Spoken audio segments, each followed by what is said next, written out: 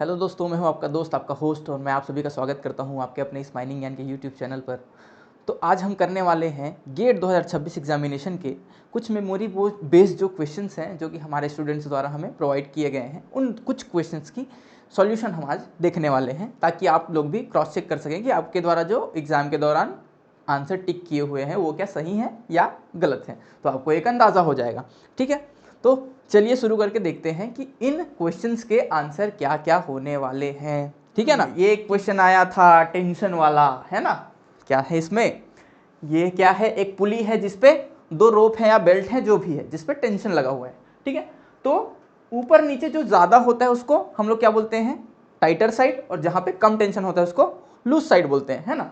तो उसको हम लोग T1 बोलते हैं जहाँ पे ज़्यादा टेंशन होता है, जहाँ कम होता है उसको T2 बोलते हैं।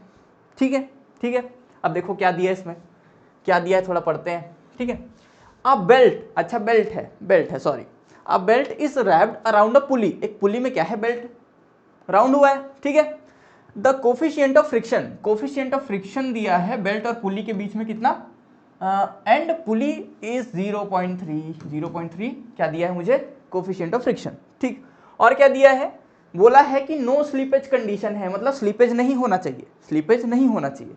स्लीपेज नहीं होना चाहिए का कंडीशन क्या होता है, T1 divided by T2 less than is equals to e to the power mu theta. लेकिन अगर हमें डायरेक्टली कैलकुलेट करने बोलता है तो हम लोग इसको क्या करते हैं, इक्वेशन के फॉर्म में इक्वल करके लिख देते हैं, अगर हमें कैलकुलेट करना है तो, क्योंकि इस कंडीशन पे भी स्लिपेज नहीं होगा। ठीक है, ठीक है। आगे क्या दिया है, the angle of wrap is, तो ये थीटा जो होता है यही होता है आपका एंगल ऑफ रैप। ठीक है, तो हमें T1 पता है, क्या है T1, यहाँ पे क्या लिखा है 5 किलो न्यूटन। T2 क्या है जी, 2.5 किलो न्यूटन, और म्यू क्या है 0.3। चलो इक्वेशन में रख दो, T1 है 5, T2 है 2.5, e to the power mu कितना है 0.3, और थीटा है। ठीक है, दोनों तरफ लॉग, ये तो 2 हो जाएगा ना, 1 2, 2 गुना, है ना। दोनों तरफ लॉग लेंगे तो क्या होगा, एल लॉग की बेसिस पे ई लेंगे, ln लेंगे तो क्या होगा ln2 इज इक्वल्स टू, ये पावर सामने आ जाएगा 0.3 थीटा, और ln e जो कि होता है, ln e क्या होता है, ln e 1 होता है, ln e जो होता है 1 होता है। क्या आ गया, ln2 थीटा इस तरफ आ जाएगा तो थीटा मतलब सॉरी 0.3 इस तरफ आ जाएगा तो 0.3, ठीक है, इज इक्वल्स टू थीटा, और ln e जो है 1 हो गया, ln e जो क्या हो गया 1 हो गया। ठीक है, ठीक है। चलो आगे सॉल्व करो, इसको हटा दो, ये तो पता चल गया ना, ये तो पता चल गया, एक मिनट ना। ठीक है, आगे क्या करेंगे, सीधे कैलकुलेट कर लेंगे थीटा की वैल्यू। लेकिन थीटा यहाँ पे जो आएगा वो क्या होगा वो थीटा यहाँ पे जो आएगा वो होगा रेडियन में, ये जो होगा रेडियन में होगा। तो रेडियन को जब हम लोग थीटा में मतलब डिग्री में कन्वर्ट करते हैं, आंसर किसने पूछा है, डिग्री में, तो डिग्री में कन्वर्ट करने के लिए 180 बाई पाई से मल्टीप्लाई कर देते हैं, 180 बाई पाई से मल्टीप्लाई कर दिया जाता है अगर हमें डिग्री पे निकालना हो तो ठीक है। तो यहाँ पे अगर जब हम लोग सॉल्व करेंगे, इसको कैलकुलेटर में डाल के देखेंगे तो आएगा ये 132.8 डिग्रीज। तो ये होगा आपका एंगल ऑफ रैप, ये वाला जो थीटा है आपका 132.8 डिग्री होगा। ठीक है, ठीक है, क्लियर है। चलो बढ़िया, अगर आपने ये किया है तो आपको मिल गया नंबर। ठीक है, चलो ये एक क्वेश्चन है जो कि सर्वे का है, सर्वे में जो हम लोग कर्व पढ़ते हैं ना, कर्व, सिंपल कर्व, उसका क्वेश्चन है। क्या दिया है, a circular curve having radius of curvature is 1000 metre, radius क्या दिया है 1000 मीटर। ठीक है, set out by connecting two straight lines. अब हम लोग कर्व बनाते हैं, पहले एक कर्व है, ठीक है, ऐसे कर्व है, ये कर्व नहीं है ना, ये कर्व नहीं, ये कर्व ये है, सिंपल कर्व है, ये सिंपल सर्कुलर कर्व। ठीक है, जिसका रेडियस क्या दिया है 1000 मीटर। ठीक है, अब इसमें बोल रहा है कि by connecting two straight lines, अब ये टू स्ट्रेट लाइन इस पे कनेक्ट हुआ है, ठीक है, with a deflection angle of 60 degree. अब ये डिफ्लेक्शन एंगल जो होता है 60 डिग्री, ठीक है, यहाँ पे एक स्ट्रेट लाइन गया होता है जहाँ पे टेंजेंट होता है कर्व के लिए, यहाँ पे एक स्ट्रेट लाइन गया होता है, ठीक है, डिफ्लेक्शन एंगल बोलते हैं इसको, डिफ्लेक्शन एंगल बोलते हैं इसको। और इस पे कर्व बना हुआ है और ये है 60 डिग्री, और ये 60 डिग्री होता है तो ये भी 60 डिग्री होता है, ठीक है। पहले से ये 60 डिग्री नहीं होता है, डिफ्लेक्शन एंगल 60 डिग्री है मतलब ये भी 60 डिग्री है, ठीक है। अब यहाँ से जब हम लोग एक लाइन खींचते हैं सेंटर की तरफ, ठीक है, तो एपेक्स डिस्टेंस किसको बोलते हैं? इस वाले लेंथ को हम लोग बोलते हैं एपेक्स डिस्टेंस, ये वाला लेंथ। एपेक्स डिस्टेंस मतलब ये लेंथ, ठीक है, ठीक है, एपेक्स डिस्टेंस उसको बोलते हैं, ठीक। अब अगर मैं ये तीनों को देखूं, ये तीनों को देखूं, ये वाले ट्रायंगल को, तो ये है 90 डिग्री, ठीक है, 90 डिग्री है। अब एक क्या बनेगा, वहां पे एक ट्रायंगल बनेगा जो कि एक 90 डिग्री है, यहाँ पे 90 डिग्री है, ठीक है, ठीक है। और ये है, ये कितना है 1000 मीटर, ठीक है। यहाँ पे एंगल बन रहा है 30 डिग्री। क्यों 30 डिग्री बन रहा है? क्योंकि ये टोटल 60 है तो दोनों तरफ 30 में डिवाइड हो जाएगा, ये भी 30 हो जाएगा, ये भी 30 हो जाएगा, ठीक है। तो मुझे निकालना क्या है, ये वाला लाइन पूरा निकालना है, ये वाला लाइन का लेंथ निकालूंगा, फिर मैं इसको, ये भी 1000 है ना, ये भी r है ना, ये भी रेडियस ही है एक तरीके से, ये भी क्या है रेडियस ही है। तो मैं पूरा इस लेंथ में क्या करूंगा, 1000 को माइनस कर दूंगा तो मेरा आंसर आ जाएगा एपेक्स डिस्टेंस का। तो 1000 ये वाला लाइन, ये 90 डिग्री और ये पूरा लाइन, तो मुझे ये वाला निकालना है पहले, ये वाला क्या है, ये वाला लाइन जो है, ये लंबा सा जो तुम्हें दिख रहा है ना, ये है, ठीक है। तो मुझे ये निकालना है, x मान लो इसको, ठीक है, x, ठीक है। तो अब मैं क्या देखता हूँ यहाँ पे, cos थीटा करता हूँ तो cos 30 डिग्री बराबर क्या होगा, cos का क्या होता है, cos का क्या होता है, base into base divided by, sorry base divided by hypotenuse, base divided by base कितना है 1000 और ये क्या है x है, ठीक। तो यहाँ से x की वैल्यू निकल गई, x is equals to 1000 divided by cos 30, cos 30 ये कितना आ रहा है 1000 डिवाइडेड बाई cos 30 आएगा आपका 1154.7, 1154.7 आ गया। तो ये क्या डिस्टेंस आया, ये पूरा डिस्टेंस आया ना, ये पूरा आपका डिस्टेंस आया 1154.7। अब मुझे निकालना क्या है एपेक्स डिस्टेंस, तो उस पूरे लाइन में मैं रेडियस को मतलब 1000 को माइनस कर दूंगा, ठीक है।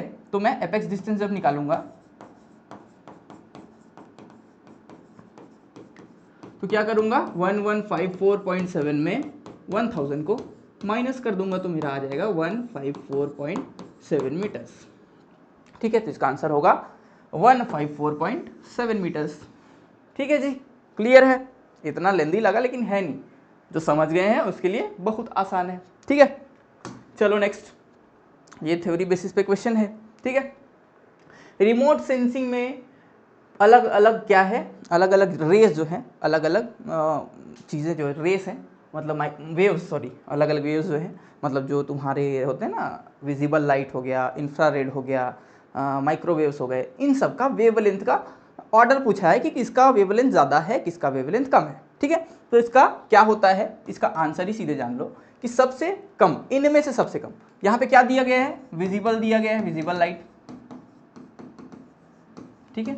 और क्या दिया है, थर्मल इंफ्रारेड दिया है, थर्मल इंफ्रा, और क्या दिया है नियर इंफ्रा, और दिया है माइक्रोवेव। तो वेवलेंथ की कैटेगरी में अगर हम लोग जमाएं इनको, तो इनमें से सबसे कम वेवलेंथ वाला जो है वेव, वो है विजिबल लाइट। विजिबल लाइट का वेवलेंथ जो है इन चारों में से सबसे कम होता है, ठीक है। विजिबल के बाद आता है आपका क्या, infrared, near infrared, sorry infrared तो होता ही है, नियर इंफ्रारेड होता है, नियर इंफ्रारेड। देन होता है thermal infrared, thermal infra, and then आता है आपका माइक्रोवेव्स। तो इस ऑर्डर में आपके क्या होंगे, इन वेव्स के वेवलेंथ होंगे, ठीक है। तो सबसे ज्यादा है माइक्रोवेव, माइक्रोवेव सबसे ज्यादा किसमें, इसमें है और इसमें है, मतलब ये कट हो गया, ये कट हो गया, ठीक है। अब क्या है सबसे कम कौन है, तो विजिबल, ये यहाँ से ही आपका सही हो गया, ये डी, ये हो गया गलत। तो सबसे कम होगा विजिबल, फिर नियर इंफ्रारेड, फिर थर्मल इंफ्रारेड, फिर होगा माइक्रोवेव। तो इसका आंसर होगा आपका डी, डी, ठीक है, क्लियर है। चलो बहुत बढ़िया, ओके चलो नेक्स्ट। देखो यहाँ पे क्या दिया है, हाइड्रोलिक कंडक्टिविटी का ऑर्डर पूछा है अगर उसका ग्राफ मुझे 3 कैटेगरी में दिया हुआ है तब। चलो क्वेश्चन पढ़ते हैं एक बार। Results from the permeability test, एक परमेबिलिटी टेस्ट किया गया है। परमेबिलिटी क्या होता है? एक तरीके से हाइड्रोलिक कंडक्टिविटी ही होता है कि कोई रॉक जो है वो अपने अंदर से परमिशन दे रहा है कि नहीं कि उसके अंदर से फ्लूइड जो है गुजर सके। तो अपने अंदर का परमिशन देना, कितना उसके पास कैपेसिटी है कि वो फ्लूइड को पास करवा सकता है, वो होता है परमेबिलिटी। ठीक है, तो permeability test of rock sample EFG, 3 rock samples का मैंने कराया। ठीक है, the correct order of hydraulic conductivity पूछा है। इसके लिए हाइड्रोलिक कंडक्टिविटी ई के लिए KE, KF,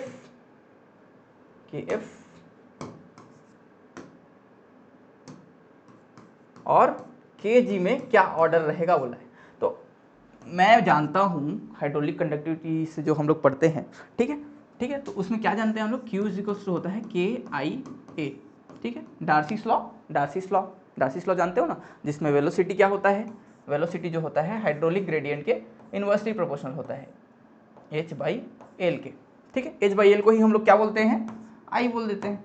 ठीक है, I बोल देते हैं। तो I को यहाँ पे H/L लिख लो, Q equals to KH/L into A। ठीक, तो K क्या हो जाएगा, K इक्वल्स टू K है यहाँ पे क्या, हाइड्रोलिक कंडक्टिविटी, वही हमें निकालना है। ठीक है, मतलब ऑर्डर बताना है। तो Q डिवाइडेड बाई यहाँ पे जो है वो आ जाएगा HA डिवाइडेड बाई L। यहीं पे दिया है क्या, ग्राफ दिया है क्या, Q दिया है और A H/L दिया है। देखो Q दिया है और A H/L दिया है। अगर इस ग्राफ का मैं स्लोप निकालूं, ठीक है, K क्या है, स्लोप है ना। अगर मैं टेन थीटा इसमें करूं, टेन थीटा स्लोप होता है, टेन थीटा क्या होता है, y डिवाइडेड बाई x होता है, y divided by x, y में क्या है, q है, नीचे क्या है, x एक्सिस है। तो q डिवाइडेड बाई HA/L भी जो है क्या दिखा रहा है, स्लोप दिखा रहा है। तो k क्या है, स्लोप है। ठीक है, तो स्लोप जिसका ज्यादा होगा उसका कंडक्टिविटी ज्यादा होगा, क्योंकि k क्या है, स्लोप ही है। ठीक है, तो स्लोप किसका ज्यादा है, E का ज्यादा है क्या, सबसे स्लोप सबसे ज्यादा किसका है, E का, देन F का, देन G का।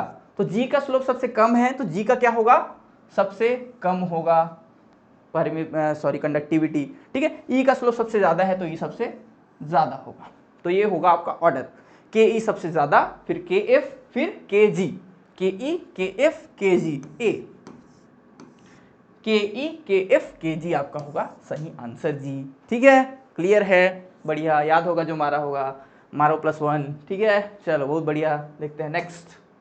चलो ये बहुत ही निहायती फुद्दू और आसान क्वेश्चन जो आया था, जो कि अंदर हम लोग इवासी का कैलकुलेशन वगैरह पढ़ते रहते हैं, उसको छोड़ के हमको इतना काटा कि सीधा नाम ही दे दिया है ना, सीधा सारा नाम ही दे दिया।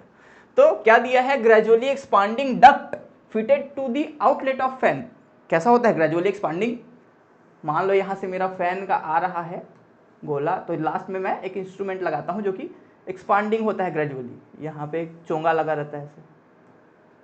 ठीक है, तो ये जो है ना मेरा, ये एक ग्रेजुअली एक्सपांडिंग इंस्ट्रूमेंट लगा होता है। ठीक है, एक होता है मेरे पास इंस्ट्रूमेंट, जिसको मैं क्या बोलता हूँ, जिसको मैं बोलता हूँ इवासी, बोलते हैं इवासी।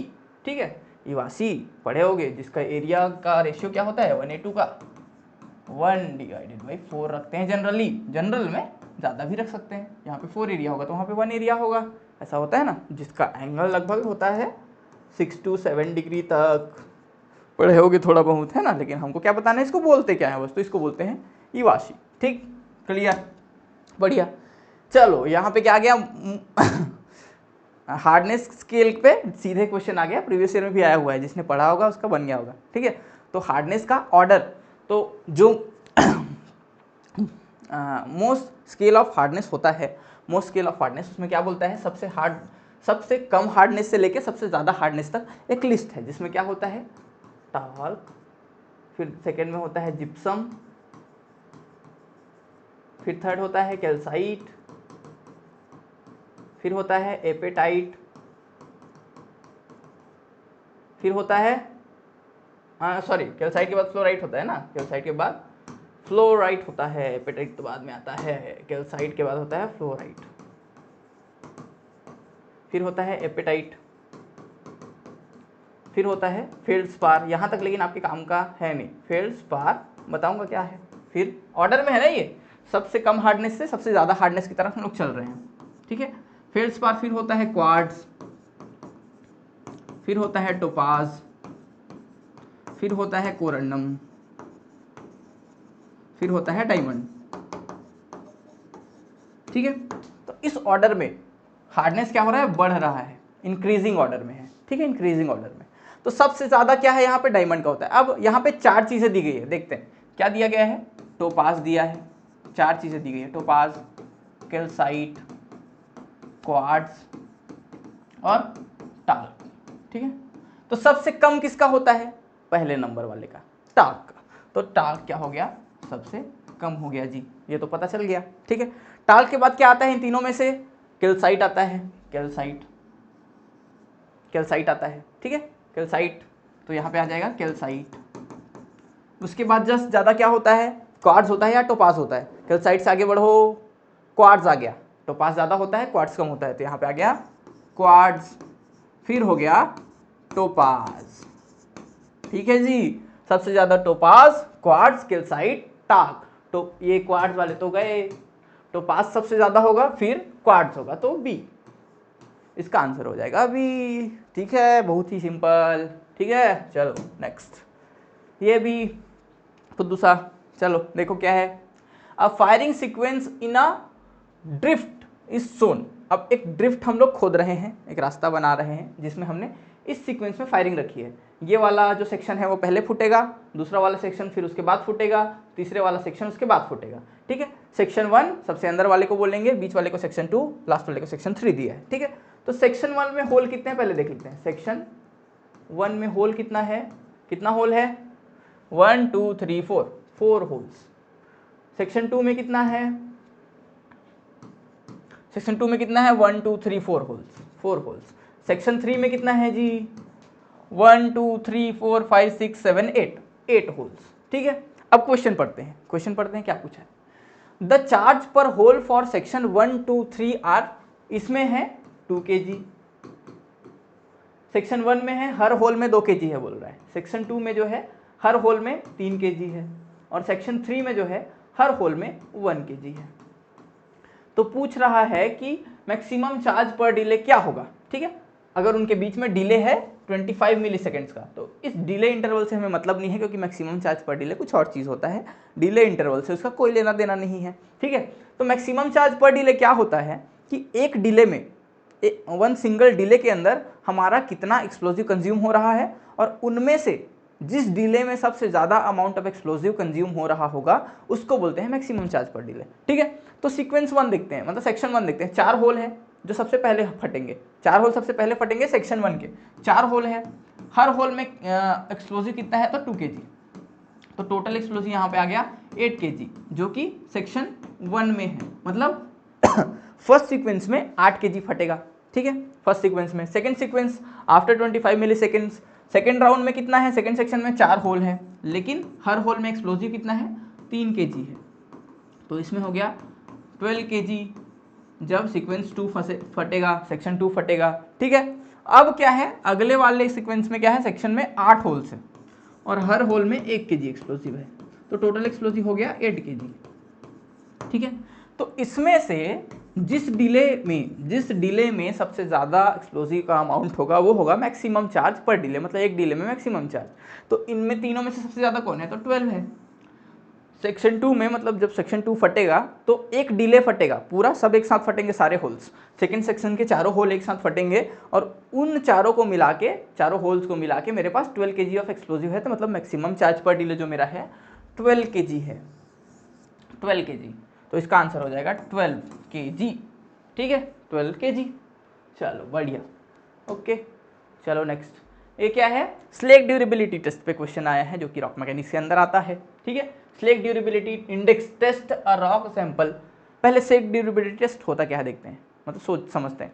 स्लेग ड्यूरेबिलिटी टेस्ट में क्या होता है, सिलेंडर्स होते हैं, याद है, सिलेंडर्स होते हैं, 500 ग्राम का सैंपल होता है, जिसको हम लोग छोटा छोटा तोड़ते हैं, वो जो शिव, मतलब जो जाली जैसा होता है ना, जाली वाला सिलेंडर, उसमें हम लोग पानी के अंदर उसको 20 RPM में घुमाते रहते हैं 10 मिनट तक, फिर उसके बाद उसको ओवन में ड्राई करते हैं, फिर जितना सैंपल हमारे पास बच जाता है उसके बेसिस पे हम लोग स्लेग ड्यूरेबिलिटी इंडेक्स को कैलकुलेट करते हैं, ठीक है, ठीक है, ठीक है।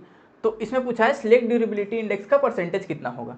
अब क्या होता है, जब हम लोग उसको 10 मिनट तक घुमाते हैं, ओवन ड्राई करते हैं, तो पहले जो मास होता है उसको जब हम लोग घुमाएं तो पानी में वो घुला, फिर उसका अमाउंट जो है थोड़ा सा कम हो जाता है। तो नया जो अमाउंट बनता है ओवन ड्राई करने के बाद वो होता है, मतलब एक सीरीज ऑफ प्रोसेस के बाद वो M1 हो जाता है, मतलब M से थोड़ा कम हो जाता है। ठीक है, तो सिलेक्ट ड्यूरेबिलिटी इंडेक्स हम लोग निकालते कैसे हैं, सिलेक्ट ड्यूरेबिलिटी इंडेक्स का परसेंटेज में कैसे निकालते हैं, तो जो मास हमें रिकवर हुआ है M1, फिर पहले जो मास था इंटू 100, तो ये होता है सिलेक्ट ड्यूरेबिलिटी इंडेक्स परसेंटेज में। ठीक है, तो यहाँ पे क्या दिया है, देखो रॉक सैंपल ऑफ 500 ग्राम लिया गया है, undergo 2 standard cycles of waiting and drawing, मतलब 2 साइकिल पे गया है। ठीक है, 2 साइकिल गया है इसका। ठीक है, कितना गया है, 2 साइकिल। तो 2 साइकिल के बाद यहाँ पे क्या किया गया है, जब हमने ओवन ड्राई कर लिया तो उसके बाद हमें कितना मिला, 400 ग्राम मिला। ठीक है, मतलब 400 ग्राम हमें आउटपुट मिला पूरे प्रोसेस के बाद। ठीक है, पूरा प्रोसेस जब हमने 2 साइकिल कर लिया इसका, तो हमें मिला M1। ठीक है, M1 हमें मिला। तो M1 जो क्या हुआ, जो हमें बाद में मिला, और M जो था पहले था। तो अगर M1 मुझे बाद में 400 ग्राम मिला है और शुरू में ये 500 ग्राम था, इंटू 100 कर देंगे तो क्या आएगा, 80% का हो जाएगा सही आंसर। 80% सिलेक्ट ड्यूरेबिलिटी टेस्ट में आपका आंसर होगा। ठीक है, बढ़िया। चलो ये हो गया एक इकोनॉमिक्स का क्वेश्चन, माइन इकोनॉमिक्स का क्वेश्चन यहाँ पे आया हुआ है। ठीक है, माइन इकोनॉमिक्स का। चलो क्वेश्चन को पढ़ते हैं फिर देखते हैं क्या दिया है। A shovel costing P cost ₹20 crore. ठीक है, सॉवेल हमने खरीदा है, सॉवेल जिसका कॉस्ट पड़ा है कितना है, इनिशियल कॉस्ट है इसका, इनिशियल कॉस्ट जिसको हम लोग बोल रहे हैं P, कितना है इनिशियल कॉस्ट 20 करोड़। ठीक है, और दिया है उसका सेल्वेज वैल्यू जो है, उसका लाइफ जब खत्म हो जाएगा तो उसका सेल्वेज वैल्यू है, सेल्वेज वैल्यू जिसको हम लोग S बोल रहे हैं, वो है 2 करोड़। ठीक, with a usually life of 10, मतलब लाइफ जो है इसका 10 ईयर्स है। ठीक है, तो यहाँ पे क्या दिया है, the annual depreciation is evaluated by using declining balance method, मतलब यहाँ पे डिक्लाइनिंग रिड्यूसिंग बैलेंस जो मेथड है हमारा डिप्रिसिएशन बताने का इकोनॉमिक्स के अंदर, वो हमें पढ़ भी रखा होता है, लेकिन यहाँ पे क्वेश्चन में ही दे दिया है। क्या दिया है कि डिप्रिसिएशन रेट जो हम कैलकुलेट करने का फॉर्मूला यूज करेंगे वो क्या है, यहाँ पे 1 माइनस S/P पावर, मतलब जो उसका रूट है n रूट। ठीक है, इसको पावर 1/n भी लिख सकते हो या फिर ऐसे भी लिख सकते हो। ठीक है, तो P क्या है, यहाँ पे P क्या है, इनिशियल कॉस्ट है, और S जो है, S क्या है, सेल्वेज वैल्यू है। ठीक है, तो डिप्रिसिएशन रेट कैलकुलेट कर लेते हैं। डिप्रिसिएशन रेट क्या है, 1 माइनस सेल्वेज वैल्यू कितना है 2 करोड़, इनिशियल कॉस्ट है 20, पावर 1 लाइफ n है ना, n लाइफ है, 1 लाइफ कितना है 10 ईयर्स, तो 1/10। ठीक है, तो इसको हम लोग डिप्रिसिएशन रेट को कैलकुलेट करेंगे यहाँ से, तो क्या आएगा 1 माइनस 1/10 टू दी पावर 1/10। ठीक है, तो डिप्रिसिएशन रेट अगर इसको हम लोग कैलकुलेटर में डालेंगे तो ये आएगा 0.2057, 0.2056। इसका मतलब क्या हुआ, 20.56%। ठीक, तो ये है आपका डिप्रिसिएशन रेट कि हर ईयर जो है इतना परसेंटेज ऑफ अमाउंट घट जाता है। ठीक है, तो पूछा क्या है, depreciated cost of shovel in crore in second year, मतलब सेकेंड ईयर का जो यूज हम लोग कर रहे हैं सॉवेल में, तो सेकेंड ईयर में डिप्रिसिएशन कितना होगा बोल रहे हैं। तो रिड्यूसिंग बैलेंस मेथड में क्या होता है, हर साल एक स्पेसिफाइड मतलब एक फिक्स्ड परसेंटेज जो है उसका कम हो जाता है वैल्यू, है ना। मतलब यहाँ पे क्या हो रहा है, 20.56% जो है वो हर साल उसके वैल्यू में डिप्रिशिएट हो रहा है। ठीक है, तो फर्स्ट ईयर में जो हमारे पास इनिशियल कॉस्ट था वो तो 20 करोड़ था, 20 करोड़ था, तो हम लोग को क्या निकालना है, second year depreciation, second year depreciation rate, depreciation निकालना है। ठीक है, तो सेकेंड ईयर का डिप्रिशिएशन क्या होगा, फर्स्ट ईयर के बाद जितना उसका बचा होगा उसका वैल्यू, उसका 20.56% है ना, उसका 20.56%, मतलब समझो, अब यहाँ पे समझो इनिशियल कॉस्ट कितना था 20 करोड़, मतलब 20 करोड़ है उसका इनिशियल कॉस्ट, इनिशियल कॉस्ट कितना है 20 करोड़।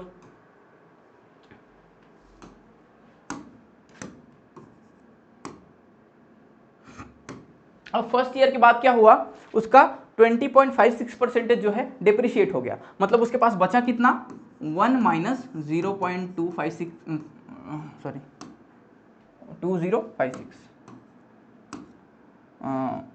2056 इतना उसके पास फर्स्ट ईयर के बाद अमाउंट बचा, क्योंकि 0.2056 उसके पास डिप्रिशिएट हो गया। उसके बाद अगर मैं 1 से माइनस कर दूं उसको, तो जितना आएगा उतना उसके पास फर्स्ट ईयर के बाद बचा हुआ है। ठीक है, इसको फॉर्मूला से भी यूज कर सकते हो सीधे, लेकिन मैं समझाने के लिए बता रहा हूं। ठीक है, उसके बाद इसमें अगर फर्स्ट ईयर के बाद मेरे पास इतना बचा हुआ है, इतना करोड़, ठीक है, तो सेकेंड ईयर में डिप्रिसिएशन कितना होगा, जितना बचा है उसका 20%, मतलब 0.2056%। ये है फर्स्ट ईयर के बाद मेरे पास बुक वैल्यू, जितना अमाउंट बचेगा, और जितना बुक वैल्यू फर्स्ट ईयर के बाद होगा उसका 0.205 टाइम जो है, मतलब 20% जो है उतना सेकेंड ईयर में डिप्रिशिएट हो जाएगा। ठीक है, तो इसको कैलकुलेट कर लो सीधे, इसको कैलकुलेटर में सीधे डाल सकते हैं, तो ये आएगा 3.26 करोड़। मतलब सेकेंड ईयर में जो है आपका कितना डिप्रिशिएट होगा, 3.26 करोड़ उसका वैल्यू कम हो जाएगा। ठीक है, क्लियर है, बढ़िया। तो आपका आंसर है 3.26 करोड़। ठीक, इसका चलो, इसमें क्या है, हमें क्या निकालना है, बीओडी, बहुत ही सिंपल, क्या निकालना है, बीओडी निकालना है। ठीक है, बीओडी, तो ये क्या है, सरफेस इन्वायरमेंट का क्वेश्चन है जी, सरफेस इन्वायरमेंट का क्वेश्चन है जो कि बहुत ही ईजी होता है। ठीक है, चलो पढ़ते हैं। अब बायोलॉजिकल ऑक्सीजन डिमांड जो है, जिसका हमने टेस्ट किया किसी वाटर सैंपल के लिए, ठीक है, तो क्या है, 15 ml of waste water sample was diluted with distilled water. Distilled water मतलब क्या होता है, फ्रेश वाटर, फ्रेश वाटर, एकदम फ्रेश वाटर। ठीक है, to completely fill the 300 ml bottle. तो एक बॉटल है जिसमें क्या है, पहले से 15 ml कुछ था, यहाँ पे 15 ml कुछ था, तो इस बॉटल को हमने ये डिस्टिल्ड वाटर मिला के पूरा भर दिया, पूरा भर दिया, तो पूरा भर दिया, तो पूरा मिला के हम लोग क्या बोलते हैं, वी फाइनल बोलते हैं, पूरा बॉटल का वॉल्यूम मिला के। तो ये क्या होगा, 300 ml इसका फाइनल वॉल्यूम हो जाएगा। तो वी इनिशियल क्या है, यहाँ पे 15 ml है, और वी फाइनल जो है 300 ml है। ठीक है, ठीक है, अब क्या दिया है, बीओडी जो है बोल रहा है 20 डिग्री सेल्सियस और 5 डेज के लिए कैलकुलेट किया जा रहा है, जो कि स्टैंडर्ड है। ठीक है, the dissolved oxygen levels before and after incubation are 9.2 milligram per litre and 4.4 milligram per litre. तो बीओडी हम लोग निकालते कैसे हैं, बीओडी 5 डेज के लिए जब हम लोग निकालते हैं, तो dissolved oxygen initial minus dissolved oxygen final divided by mixing factor. अब मिक्सिंग फैक्टर जो होता है वो होता है V initial divided by V final, तो ये आ जाएगा 15 डिवाइडेड बाई 300। अब यहाँ पे क्या दिया है, बिफोर मतलब डिजॉल्व्ड ऑक्सीजन का लेवल पहले कितना है 9.2 मिलीग्राम एंड बाद में कितना है तो 4.4 मिलीग्राम। ठीक है, तो इनिशियल कितना है 9.2 मिलीग्राम और फाइनल कितना है तो 4.4 मिलीग्राम्स, और ये है 15 डिवाइडेड बाई 300। तो 300 डिवाइडेड में है तो वो ऊपर चला जाएगा, ये क्या है ऊपर चला जाएगा, तो यहाँ पे क्या हो जाएगा इंटू 300 हो जाएगा। ठीक है, तो इसको जब हम लोग कैलकुलेट करेंगे तो इसमें क्या आने वाला है, इसमें आने वाला है आपका आने वाला है 96 मिलीग्राम पर लीटर।